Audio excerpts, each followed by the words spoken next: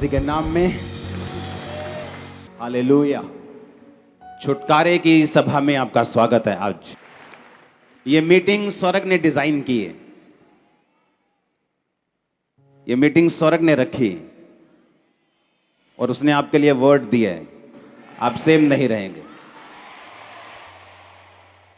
7 week छुटकारे की जो मैं आपको वर्ड दूंगा, आपने उसे संभाल के रखना है। ओके? उसे बार बार सुनना है, एक बार नहीं। कौन सा वचन था संडे को? कौन सा? रूत का, कि हमारा परमेश्वर के साथ जो रिलेशनशिप है वो कैसा होना चाहिए कि मौत के अलावा परमेश्वर और कोई चीज मुझे तुझसे अलग नहीं कर सकती। अब तो मौत भी नहीं कर सकती, पुराने टाइम में मौत कर सकती थी। उसने कहा अब तुम अनंत जीवन के लिए बुलाए गए हो।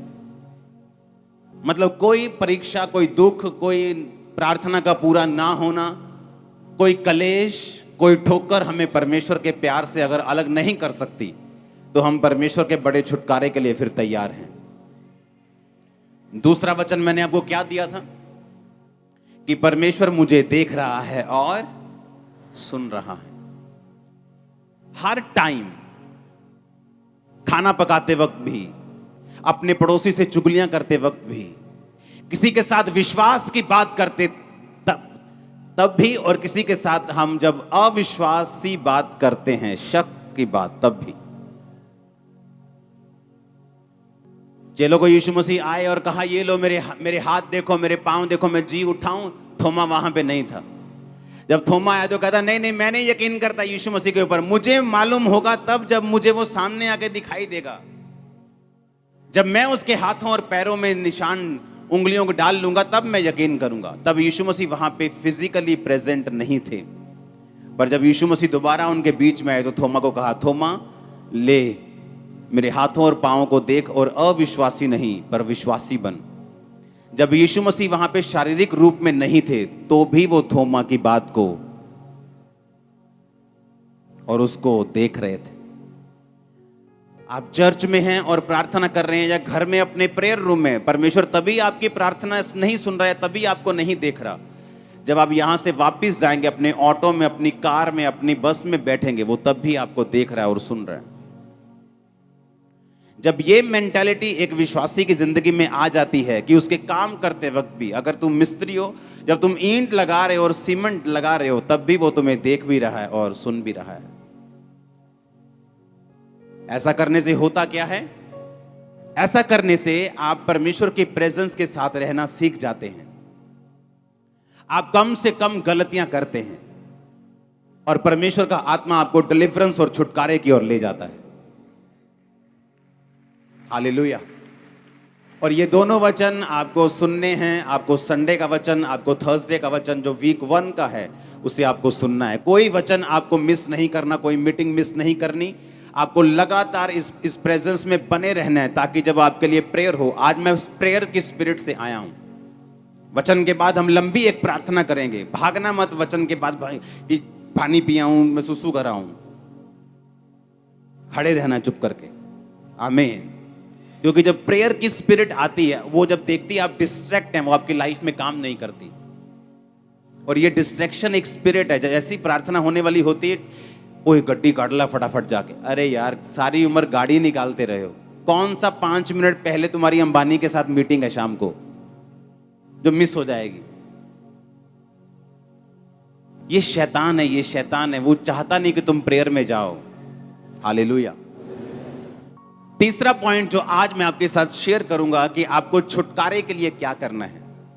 छुटकारा एक पास्टर को भी चाहिए, छुटकारा एक विश्वासी को चाहिए, छुटकारा एक वॉलंटियर को चाहिए। हर एक व्यक्ति की लाइफ में छुटकारा उसके अपनी हिसाब से, उसकी लाइफ के हिसाब से, करंट सिचुएशन के हिसाब से उसको चाहिए होता है। आमीन। दाऊद को चाहिए था कि जब वो मसा हुआ, उसके बाद उसको छुटकारा चाहिए था कि वो किसी का राजा बने, एक गोत्र का राजा बना। उसके बाद उसका छुटकारा ये था कि वो सारे गोत्रों का राजा बने। उसके बाद उसका छुटकारा यह था कि उसका अपना निज पुत्र उसकी गद्दी के ऊपर बैठे और कोई भी जन उसको मार के वो गद्दी ना ले सके। हर टाइम आपको छुटकारे की जरूरत है। एक फैमिली में बेटा नशे करता है, आपको छुटकारा चाहिए। हस्बैंड वाइफ के नहीं बनती, आपको डिलीवरेंस चाहिए। आपका फाइनेंस अच्छा नहीं होता, आपको डिलीवरेंस चाहिए, और इन 7 हफ्तों में डिलीवरेंस आपके पास होगी। ये 7 हफ्तों में जो वचन आपको मैं दूंगा, अगर आपने माना और सुना और आपने प्रेयर मेरे साथ की, आप स्पर्श को लेके वापस जा रहे हैं। हालेलुया। तीसरा पॉइंट लिखो अपनी कॉपी के ऊपर, अगर आपको डिलीवरेंस चाहिए आपकी लाइफ में, जिसके ऊपर आपकी लाइफ निर्भर करती है, तो आपको अपनी बुलाहट को फॉलो करना होगा। लिखो, आज मैं आपसे बात करूंगा अपनी बुलाहट को, अपनी कॉलिंग को फॉलो करना। बहुत से लोग पूछते हैं मेरी बुलाहट क्या है, मैं कैसे जानूं कि मेरी कॉलिंग क्या है, परमेश्वर ने मुझे किस काम के लिए बुलाया है। हर एक विश्वासी की जिंदगी में 2 तरह की बुलाहट है। लिखो, हर एक विश्वासी 2 तरह की बुलाहट से अपनी जिंदगी में से निकलता है, और बाइबल बताती है अगर वो अपनी दोनों बुलाहट को फॉलो करता है तो छुटकारा उसके परिवार में आता ही आता है, उसकी लाइफ को फॉलो करता ही करता है। 1% भी चांस नहीं है कि उसकी लाइफ में वो छुटकारा ना हो। समझ आई कि नहीं? तीसरा पॉइंट है कि आप अपनी लाइफ की कॉलिंग को अगर फॉलो करेंगे तो परमेश्वर आपको छुटकारा देगा, ऐसा बाइबल कहती है। और कॉलिंग 2 प्रकार की होती है, बुलाहट 2 प्रकार की है हर एक विश्वासी की जिंदगी में, जिसने बाद में चाहे प्रेरित बनना हो, चाहे पास्टर बनना हो, चाहे बिजनेसमैन बनना हो, चाहे उसकी लाइफ में कुछ और बुलाहट हो, जैसे परमेश्वर ने उसे एज ए डॉक्टर बुलाया हो, एज ए इंजीनियर बुलाया हो। हर एक व्यक्ति की लाइफ में 2 बुलाहट हैं। वो किसी भी तरह की बुलाहट हो, वो 2 प्रकार की होती है हर एक विश्वासी की जिंदगी में। और अब पहली तरह की बुलाहट को मैं आपके साथ शेयर करूंगा। हम पढ़ेंगे रोमियो 12 उसकी 1 और 2 आयत को अपनी स्क्रीन के ऊपर। उसमें लिखा, अब इसलिए हे भाइयों, मैं तुमसे परमेश्वर की दया याद कराकर विनती करता हूं कि अपने शरीरों को जीवित, पवित्र और परमेश्वर को भावता हुआ बलिदान करके चढ़ाओ, यही तुम्हारी आत्मिक सेवा है। इस संसार के सदृश्य ना बनो, परंतु तुम्हारी बुद्धि के नए हो जाने से तुम्हारा चाल चलन भी बदलता जाए, जिससे तुम परमेश्वर की भली भावती और सिद्ध इच्छा अनुभव से मालूम करते रहो। परमेश्वर का वचन कहता तुम परमेश्वर की सिद्ध इच्छा, भली इच्छा और भावती इच्छा अनुभव से मालूम करते रहो। और उसने कहा कि अपने शरीरों को जीवित, पवित्र और परमेश्वर को भावता हुआ बलिदान करके चढ़ाओ, यही तुम्हारी आत्मिक सेवा है। उसने कहा पहली तरह की बुलाहट यह है कि तुम अपने जीवनों को, अपने शरीरों को जीवित, व्यभिचार से अलग, नशे से अलग, पाप से अलग, गालियों से अलग, जीवित शरीर परमेश्वर को चाहिए आपका। ये पहली बुलाहट है परमेश्वर की। ये तुम्हारा शरीर नहीं कि तुम सूटे मारो इसके साथ, ये तुम्हारा नहीं है। किसका है ये? ये तुम्हारा नहीं कि तुम तंबाकू लगाओ इसके साथ। किसका है ये? वो कहता तुम अपने शरीर को जीवित दो मुझे, पवित्र दो मुझे, और परमेश्वर को मन भावता हुआ बलिदान करके दो। किसको देना है? अपने शरीर को। कैसा देना है? कहता जीवित, पवित्र और मन भावता हुआ। जैसे परमेश्वर को, जैसा परमेश्वर को भाता है वैसा तुमने परमेश्वर को अपने शरीर को क्या करना है? बलिदान देना है, और परमेश्वर को अपनी बॉडी दे देनी है। ये तुम्हारी आत्मिक सेवा है, ये तुम्हारी पहली कॉलिंग है। जब तुम मसीह में आते हो, परमेश्वर तुम्हें ये नहीं बताता कि मैंने तुम्हें एक पास्टर होने के लिए, या एक बड़ा जन होने के लिए, या एक बड़ी बिजनेस में आशीष देने के लिए चुना है। पहले वो तुम्हें यही कहता है कि तुम अपने शरीर को जीवित करके, मन भावता करके और पवित्र करके मुझे सौंप दो, ताकि जो असली बुलाहट में मैं तुम्हें लेके जाना चाहता हूं, मैं लेके जा सकूं। समझ आई इतना कि नहीं आई?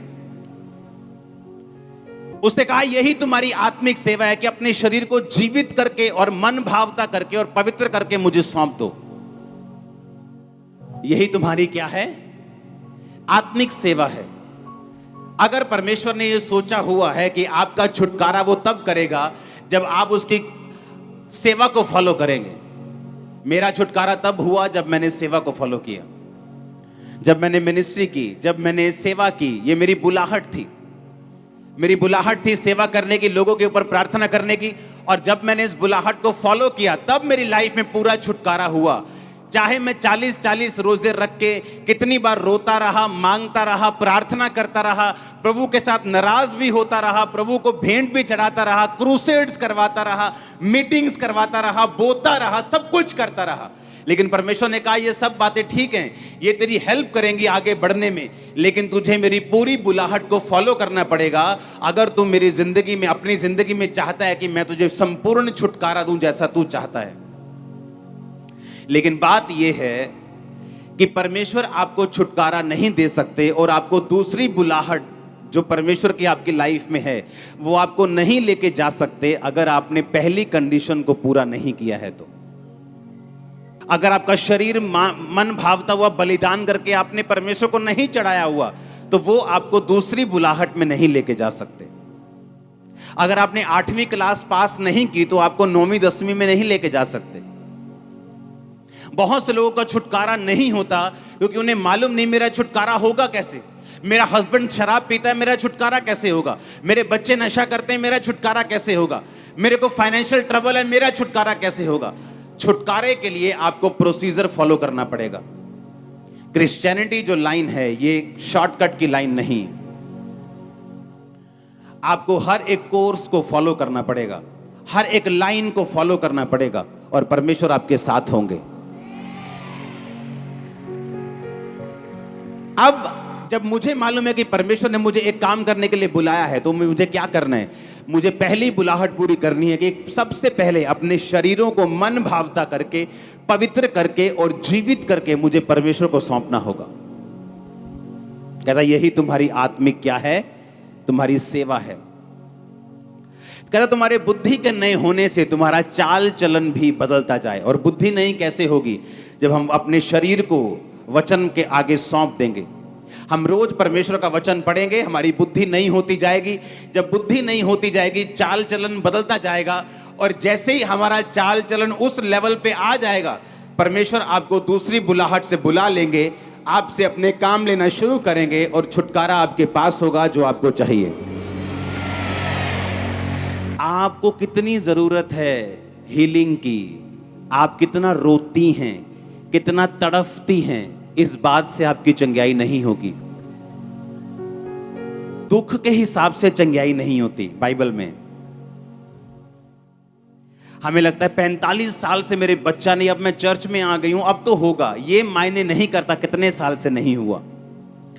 हन्ना जब बच्चा नहीं होता था तो अपने पति को बोलती थी मैं तेनू नहीं बुलाना, आज तो मैं नहीं रोटी खानी।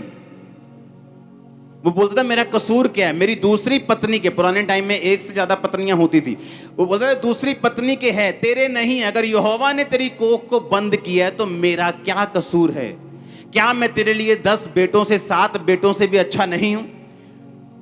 बाइबल कहती वो उसको दुगना देता था, हर चीज, हर ब्लेसिंग, पैसा, सपोर्ट, दुगना प्यार करता था।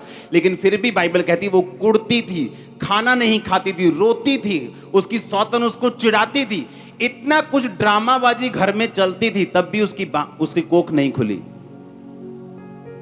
और परमेश्वर के घर में जाके गई और बोली परमेश्वर अगर तुम मुझे बच्चा, बेबी बॉय दे, मैं तेरे भवन में वापस कर दूंगी। गर्भ खुल गया उसका। परमेश्वर ने यह नहीं कहा कि तू बहुत रो के आई है इसलिए मैं तेरे गर्भ को खोलता हूं। तू बड़ी दुखी थी, मैं तेरे गर्भ को, तू बड़ी चिड़ी हुई थी, मैं तेरे गर्भ को खोलता हूं। जैसे ही उसने अपनी बुलाहट को समझा कि मेरी बुलाहट ये है कि सबसे पहले मैं अपने जीवन को परमेश्वर के हाथों में सौंप दूं, प्रार्थना करूं, और दूसरा मेरी बुलाहट ये है कि परमेश्वर के लिए मैं एक बेटे को जन्म दूं जो खुदा की सेवा करे।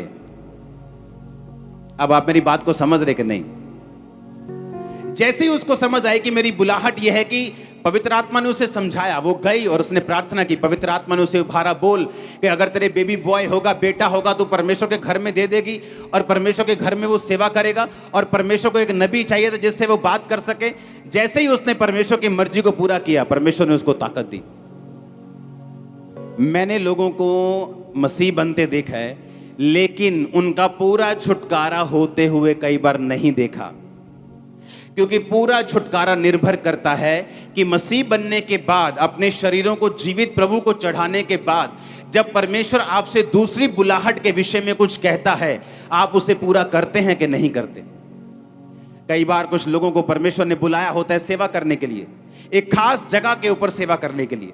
अगर परमेश्वर ने मुझे इस जगह सेवा करने के लिए बुलाया है, मैं जितना मर्जी अनॉइंटेड हूं, गिफ्टेड हूं, अगर मैं जगहें चेंज कर दूंगा, परमेश्वर मेरे साथ सेवा नहीं करेगा। मैं पूरी दुनिया में जाऊंगा इस्तेमाल होने के लिए, वो बात अलग है, लेकिन मेरी मेजर सेवकाई कहां है? आपके बीच में।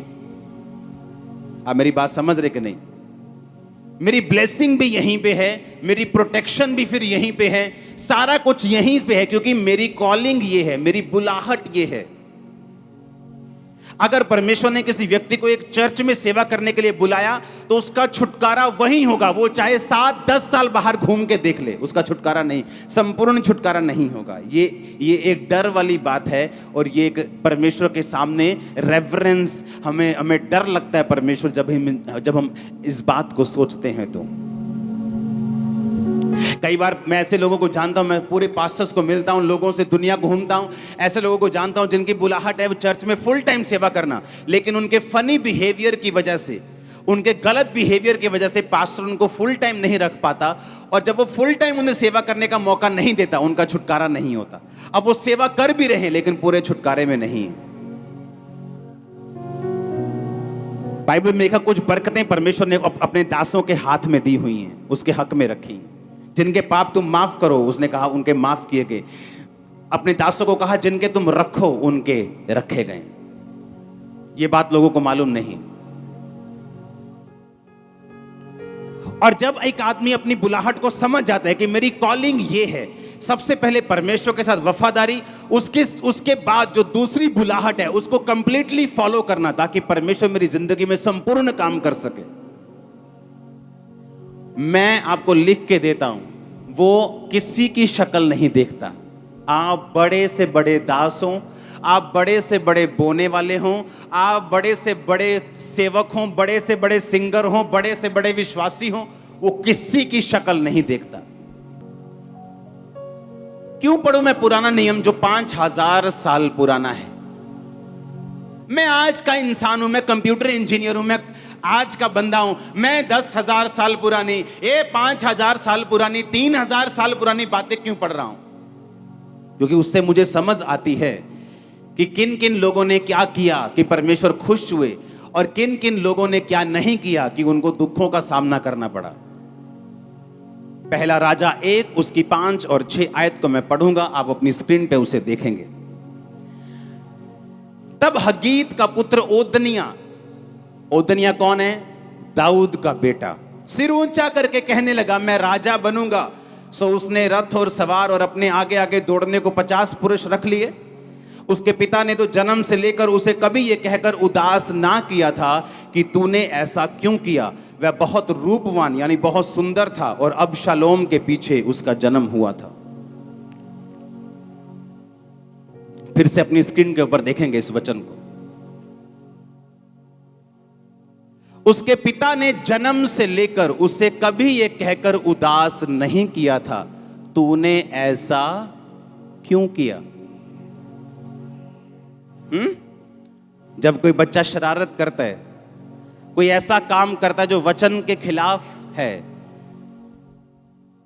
जब हम ये वर्ष पढ़ते हैं तो हमें ऐसा लगता है कि दाऊद बड़ा अच्छा आदमी था। लगता है कि नहीं?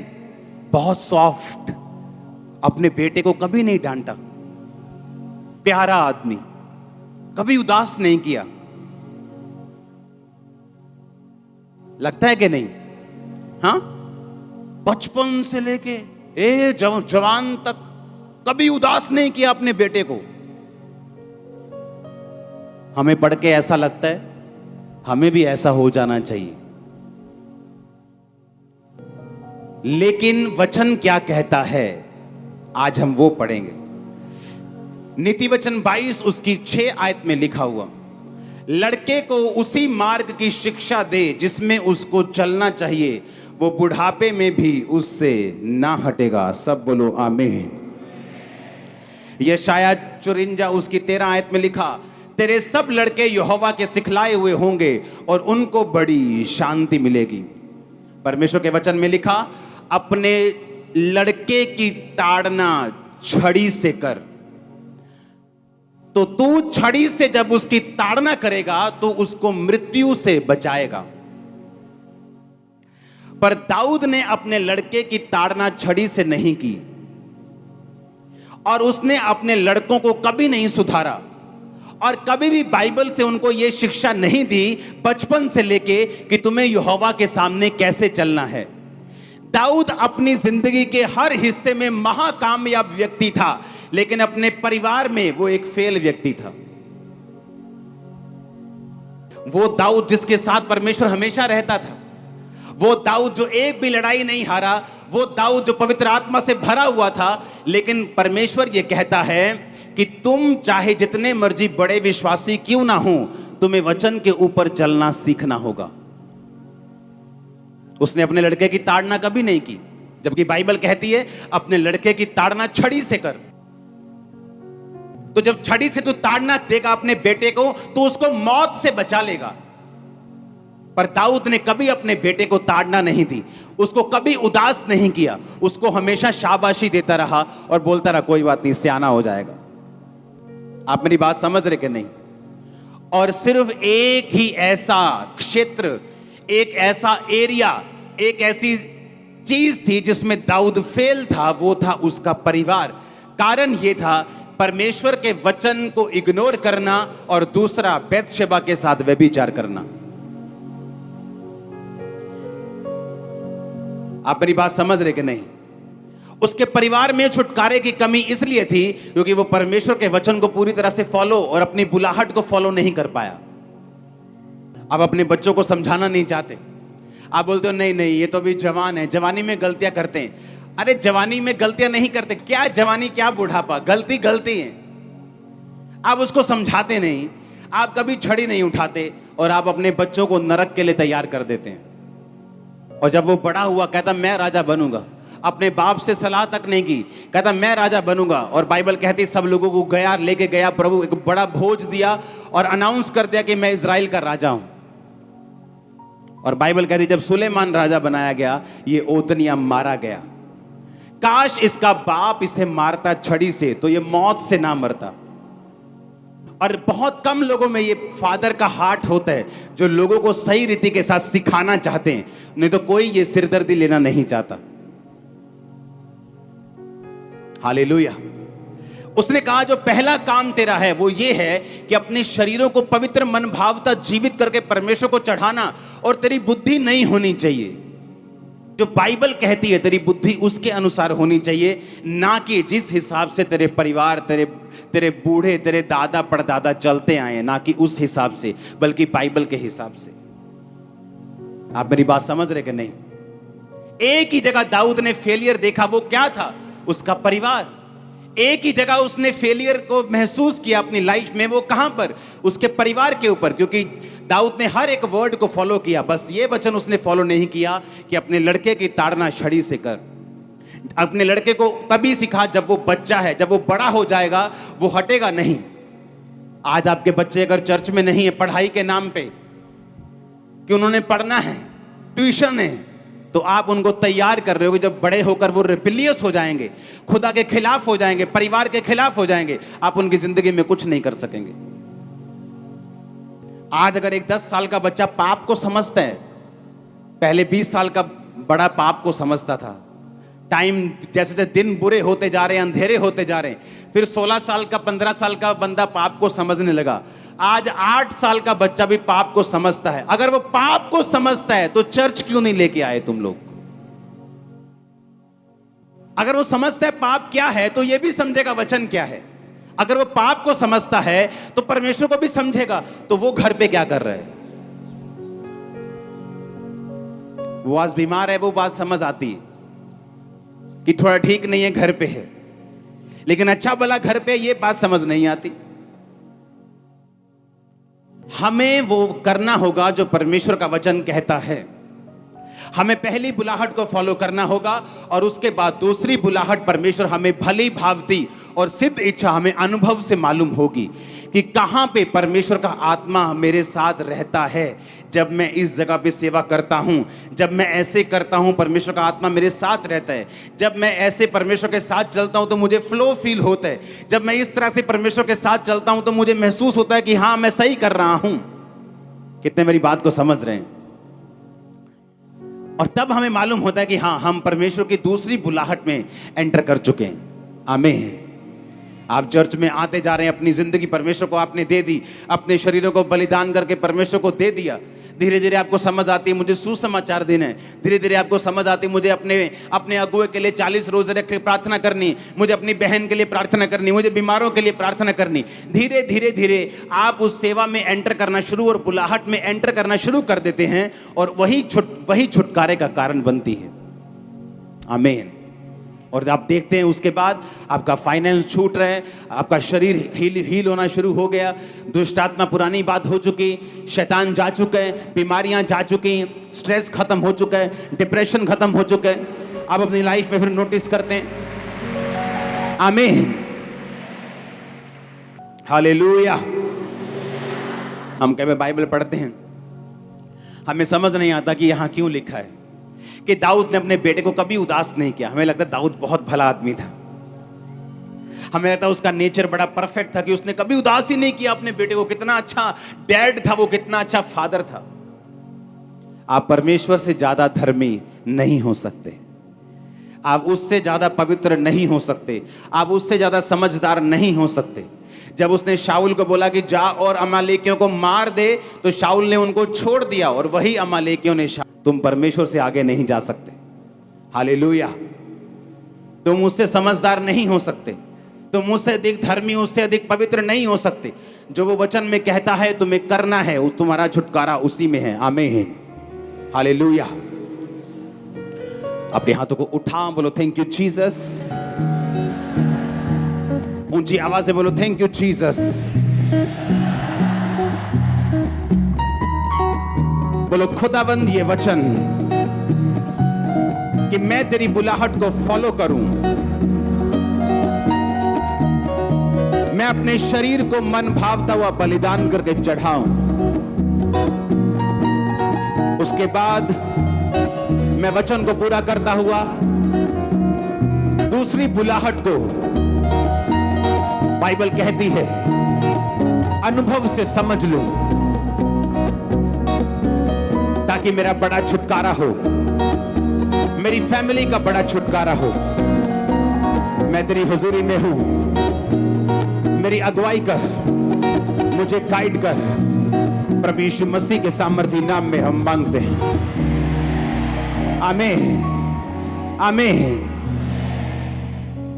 आपका छुटकारा है अपने जीवन को, अपने शरीर को परमेश्वर को सौंप देना। उसके बाद अनुभव से उसने कहा सिद्ध इच्छा मालूम करते रहो। आप चर्च में आए, अनाउंसमेंट हुई, हमें सुसमाचार देने के लिए जाना है, आपने नाम लिखवाया, आप सुसमाचार देने के लिए जाते गए, परमेश्वर ने बरकत दी। आपको मालूम हो गया अनुभव से कि परमेश्वर ने पहले मेरी जिंदगी को सुधारा, अब वो मुझसे सेवा ले रहा है, वो छुटकारे का कारण बनेगा। आप समझ रहे मेरी बात? लेकिन हमारी जिंदगी अगर पवित्र नहीं हुई, अगर लाइफ अभी भी पाप में है, अभी भी परमेश्वर से दूर है, तो सेकंड बुलाहट में घुसने का तो चांस ही नहीं। 10वीं नहीं की तो 12वीं में जाने का, 11वीं में जाने का चांस ही नहीं। स्कूल में फेल हो गए तो कॉलेज में जाने का तो चांस ही नहीं। तो पहले मुझे अपने लाइफ को, पर्सनल लाइफ को परमेश्वर के साथ बिताना है। उसके बाद मुझे यह देखना है कि परमेश्वर की परफेक्ट प्लानिंग मेरी जिंदगी में क्या है। जिन लोगों की जिंदगी में मैंने देखा है कि फुल टाइम परमेश्वर की कॉलिंग है, उन्होंने अपनी बरकत को 10 साल, 20 साल, 30 साल भी लेट किया है अपने बिहेवियर की वजह से। परमेश्वर उनका पूरा छुटकारा नहीं कर पाया क्योंकि उनका छुटकारा उनकी बुलाहट के पीछे छुपा हुआ है। आमीन। एक व्यक्ति का छुटकारा उसकी कॉलिंग के पीछे। मैं अमेरिका में गया हूं, जब मैंने अमेरिका में जाके ये बात, मुझे नहीं मालूम था, मुझे मालूम था अमेरिका ऐसा है वैसा है, लेकिन जब मैं अमेरिका में गया हूं, मैंने ये बात अनुभव से और स्पिरिट से सीखिए कि अमेरिका जैसे गिवर्स, देने वाले और बोने वाले पूरी दुनिया में कहीं नहीं, पूरी दुनिया में नंबर 1 है वो। रियली मैं तुमको बता रहा हूं। और अगर आप सबसे अधिक बरकत देखेंगे वो अमेरिका में आपको मिलेगी। सबसे अधिक बरकत अगर लोगों के पास है वो अमेरिका में है। एक एक विश्वासी के पास 2-2 घर है, 3-3 घर हैं। मैं दूसरे देशों में भी गया हूं अलग, लेकिन वहां पे बोने की स्पिरिट नहीं, बहुत कम बोते हैं वो लोग। जो चर्च से जुड़े हुए हैं वो लोग बोते हैं, वो एक अलग चीज है। लेकिन मैं ओवरऑल क्रिश्चियनिटी की बात कर रहा हूं। सबसे छोटी करेंसी में बोते हैं, पता क्या सोच के, ओ अगर ये नाइजीरिया में गया ये 5 पाउंड, तो वहां पे तो ये बन जाएगा 1000 रुपया। इस तरह से बोते हैं। लेकिन अमेरिकन लोग जब बोते हैं वो अपने थाउजेंड्स में बोते हैं, और इसीलिए परमेश्वर को बढ़ाता जा रहा है। मालूम आपको पता है अमेरिका में बुलाहट थी लोगों की कि जाओ और चर्चेस को सपोर्ट करो। 90% इवेंजलिस्ट पूरी दुनिया में जिन्होंने काम किया अमेरिका ने निकाले थे। और अमेरिका क्रिश्चियन कंट्री नहीं था, यीशु मसीह अमेरिका से नहीं आए। अमेरिका पाप में फंसा हुआ कंट्री था। जब वहां पे बेदारी होनी शुरू हुई, जब लोगों ने अपनी बुलाहट को समझा कि मेरी पहली बुलाहट परमेश्वर के साथ है, दूसरी बुलाहट मैं एक बिजनेसमैन बनूंगा, खुदा के कामों को, इवेंजलिज्म को सपोर्ट करूंगा। 1 उठा, 2 उठे, 3 उठे, इतनी बेदारी हुई, इतने अमीर लोग वहां पे हुए, और वही स्पिरिट लोगों में जाती गई। हर बंदा अमेरिका में बोने वाला है आज। हर बंदा, अगर कोई अमेरिका चला गया उसको बोने की आदत पड़ जाती है। दूसरे देश भी हैं, इंग्लैंड भी है और कंट्रीज भी हैं, लेकिन आपको वैसी वहां पे गिविंग नहीं मिलेगी। चर्च के लोग बोते हैं, जो हमारी चर्च के साथ जुड़े हुए हैं, उनको टीचिंग पता है, उनको परमेश्वर का वर्ड पता है, वो बोते हैं। लेकिन मैं ओवरऑल क्रिश्चियनिटी की बात कर रहा हूं कि बहुत लोग वहां नहीं मिलते उन देशों में जितने अमेरिका में मिलते हैं। और उसी वजह से जब बुलाहट पकड़ लेता है आदमी, जब अपनी कॉलिंग को पकड़ लेता है, अपनी पर्सनल कॉलिंग को पकड़ लेता है, सेकंड कॉलिंग को पकड़ लेता है, परमेश्वर उसे छुटकारा देता है। बड़ा छुटकारा, एक बिग बिग डिलीवरेंस आपका वेट कर रही है। जस्ट फॉलो करना है। आमीन। और उसने कहा जो दूसरी इच्छा है, भली इच्छा यह है कि तुम परमेश्वर को जीवन दो। हाँ, भावती इच्छा, उसने कहा सिद्ध इच्छा, परफेक्ट इच्छा, दूसरी बुलाहट जो मेन बुलाहट है, परमेश्वर कहता तुम्हें अनुभव से मालूम होगी। आमीन। तुम पवित्र आत्मा के साथ साथ चलोगे, तुम्हें अनुभव से मालूम होगी कि आज मुझे सुसमाचार दे के जाना है, आज मुझे अपने अगुए के लिए प्रेयर करनी, आज मुझे चर्च के लिए ये काम। आपको वो दूसरी इच्छा अनुभव से मालूम होगी, कॉलिंग से मालूम होगी, अनाउंसमेंट से भी मालूम होगी, होली स्पिरिट से मालूम होगी। और जैसे आप उसे फॉलो करेंगे आप सेम नहीं होंगे। आप मेरी बात को समझ रहे कि नहीं? और यही कारण है हर बंदा छुटकारा नहीं ले पाता। बड़े छुटकारे को लेने के लिए आपको पूरी तरह से बाइबल के पीछे चलना पड़ता है, और परमेश्वर ये चाहता है आपका बड़ा छुटकारा हो। मैंने लाइफ में छुटकारा देखा है ऐसा जो मेडिकल साइंस नहीं कर सकती थी, लोग नहीं कर सकते थे, माँ बाप नहीं कर सकते थे, वो परमेश्वर ने किया है। जस्ट मैंने उसको फॉलो किया, अपनी जिंदगी परमेश्वर को दी। उसके बाद जो सेवा में परमेश्वर ने अनुभव से धीरे धीरे मुझे बुलाहट दी, मैंने उसको फॉलो किया और पूरे छुटकारे को हासिल किया है। मेरी प्रार्थना है आप संपूर्ण छुटकारे को हासिल कर सके। मैंने कहा मेरी प्रेयर है आप संपूर्ण छुटकारे को हासिल कर सके, अपने घरों में, फैमिली में, अपने फाइनेंस में, अपनी बॉडी, अपनी सेहत में, अपनी आत्मा में। आमीन। ऊंचा हालेलुया, हालेलुया, आमीन। आप तैयार हैं उस छुटकारे को हासिल करने के लिए? आज से अपने जीवनों को, अपने शरीरों को पवित्र करके परमेश्वर के हाथों में सौंपना है। आमीन। ये उसका शरीर है, आपका नहीं। 7 हफ्तों के बाद मुझे एक संपूर्ण विश्वासी आप में दिखना चाहिए। और जो मांगना है खुदावन से मांगो, जो हीलिंग मांगनी है मांगो, जो छुटकारा मांगना है मांगो, वो ऐसा आपको छूने वाला और वापस लेके आने वाला गवाही के साथ। हालेलुया।